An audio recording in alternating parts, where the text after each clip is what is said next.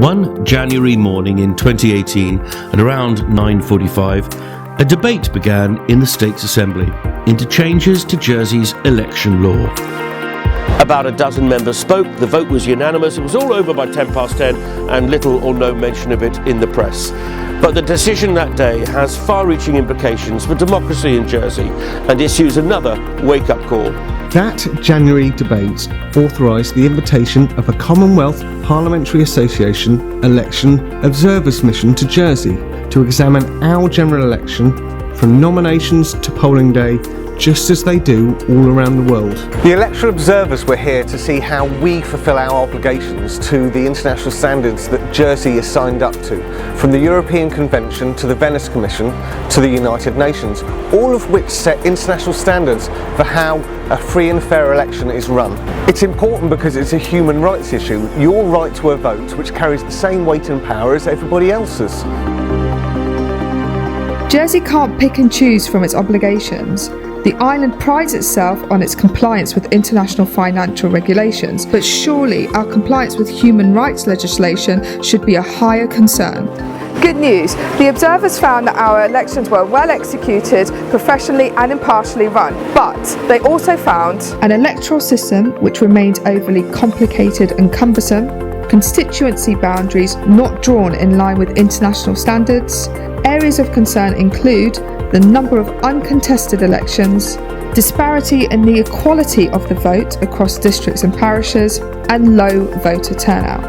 All of which they say undermines the principle that elections in Jersey are fully genuine. That's the wake-up call. That's what my committee, Privileges and Procedures, needs urgently to address. And that's why Karina, Scott and I have since June last year been working on all 18 recommendations of the electoral observers, starting with how the state of Jersey is constituted to ensure that the next general election in Jersey in 2022 is fully genuine and meets international standards, giving every islander an equal vote. Here's what we need to aim for. Each elector having the same number of votes. Each vote holding the same value. Constituencies of equal size in terms of population.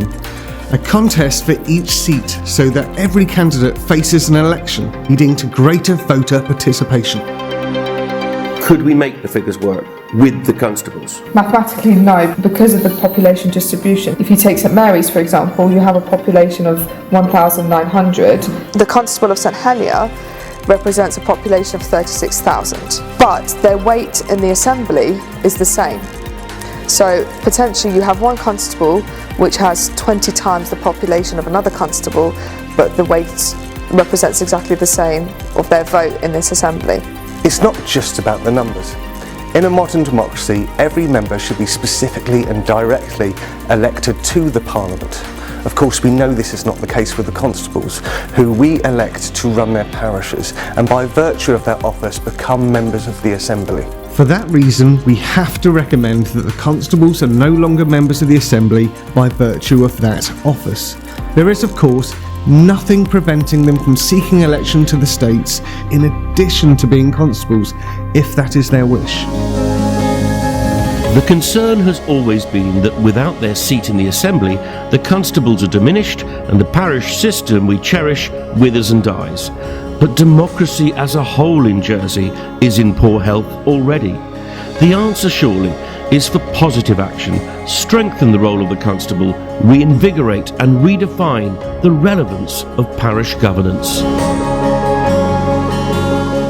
So what's the answer?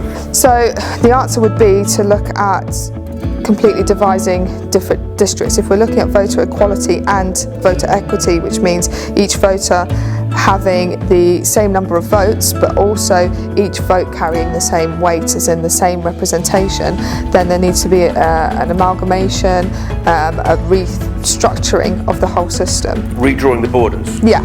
Redrawing constituency boundaries is all about the numbers and has been floated before, of course, but without success. Perhaps because twinning St Bullard's with, say, St Peter or St Saviour with Trinity, one can envisage the larger parish overwhelming its twin. We think we've found a better way, keeping things more local with 9 constituencies. We're looking for each district to be around the 11,500 mark in terms of population. St One, St Mary and St Peter coming together adds up to a population of 11,760, a negligible 3% departure from the optimum. St One, St Mary and St Peter don't cease to be individual parishes. Of course they don't. It's just that for the purposes of an election, they come together every 4 years to form a district, and instead of voting for one deputy each, they combine and vote for 5. St Brelade becomes its own constituency with 11,400, bang on target.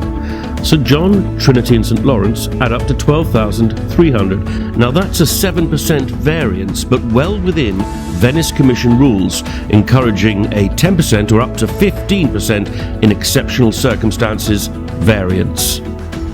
In St Helier, by the old 3 and 4 district doing a Vantane swap with the old St Helier number 2, and the district formerly known as St Helier number 1 staying as it is, we stay on target, just, with a newly named St Helier Central being a little top-heavy with a 13% variance.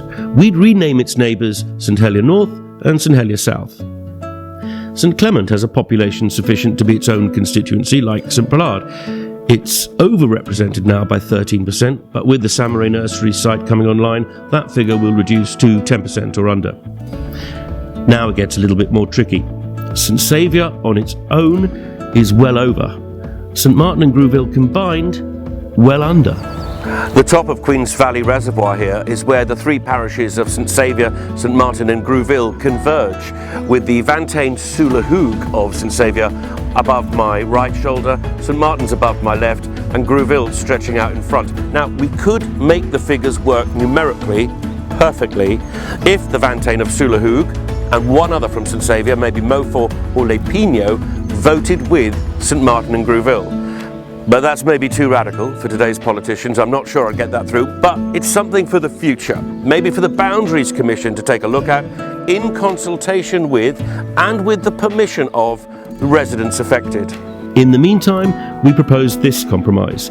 We give an extra representative to St Saviour, so a total of 6.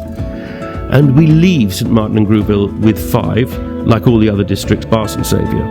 That gives us an assembly of 46 members, 3 fewer than currently. In bending the rules for St Saviour, St Martin and Grouville, are we unpicking our ideal to achieve voter equity and voter equality?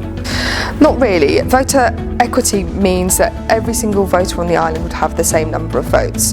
The only instance where this wouldn't apply would be St Saviour's, which would gain an extra vote. But what this means is that we would ensure better voter equality, which is the number of people that are represented by each assembly representative. And St Martin and Grouville being over-represented? It's much better than being underrepresented. By now you would have realised in our proposals we're saying goodbye to the senators. From the Clothier report to the Electoral Observers report to many others, we've had one consistent message. Simplify your system, have one category of states member. It's going to happen one day, why not now? That's certainly the mood we've been getting from the politicians we've been talking to. Of course, they're the ones that need to pass it through this assembly. And if history has shown us anything, it's that electoral change in this assembly is 99% of the time resisted. Achieving voter equity, voter equality is important in itself, but does it pay dividends in other areas? Yes, at a stroke we could eliminate uncontested elections. Because we've got every seat as a multi-seat constituency, which traditionally is much more inviting for a candidate to stand for election in. No one's denying that these measures are radical. They're a shock to the system. And people say, who are the electoral observers to tell us what to do with our system? But their focus is not on politicians, but on the voter, on giving the voter fair votes, equal votes. And that's something to strive for, isn't it? For the first time in Jersey elections, everybody's vote will count the same. And I know some voters know that their vote doesn't count as much as their neighbour.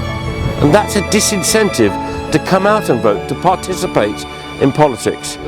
And we need, desperately in Jersey, more people to take part in our elections. So it would be a shame, wouldn't it, to let the sun go down on a real opportunity to reinvigorate our election process, to make it fairer, to make it better. That's That's the opportunity. That's the prize.